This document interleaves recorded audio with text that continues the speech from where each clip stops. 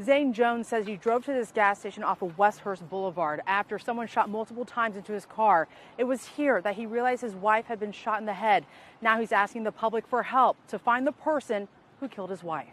Very spiritual, very positive, very beautiful. That's how Zane Jones will always remember his wife, 37-year-old Paola Nunez, his best friend whom he worked with. She was born and raised in Guatemala, but moved here a couple years ago, and they got married shortly after. She's been mugged 5 times at gunpoint in Guatemala.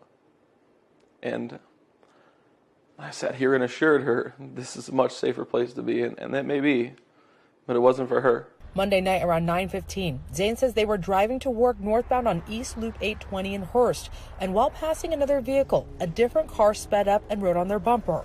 That other car sped up to me and almost crashed into my car, got very close, and then backed away, and I flipped him off. He flipped off a driver, and now his wife is dead. She always told me not to flip people off, and he slowed down a little bit and shot through the back left window into the back of her head. And I didn't know that she'd been hit in the back of the head or at all. She ducked, I thought. He says the person shot a couple more times, hitting his headrest and windshield. Zane exited 820, and the shooter kept driving straight. I said, call 911. She didn't answer me, and I looked up, and that's when I saw she wasn't ducking. She was slumped.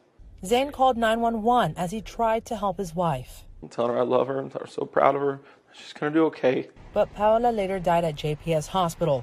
Hearst police collected the couple's 2017 Kia minivan for evidence as they searched for the shooter.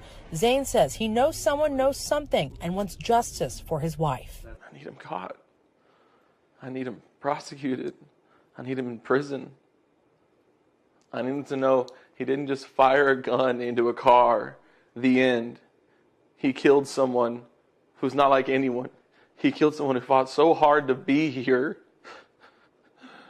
who loved my kids, who loved me. In Hearst, Sophia Beausoleil, NBC5.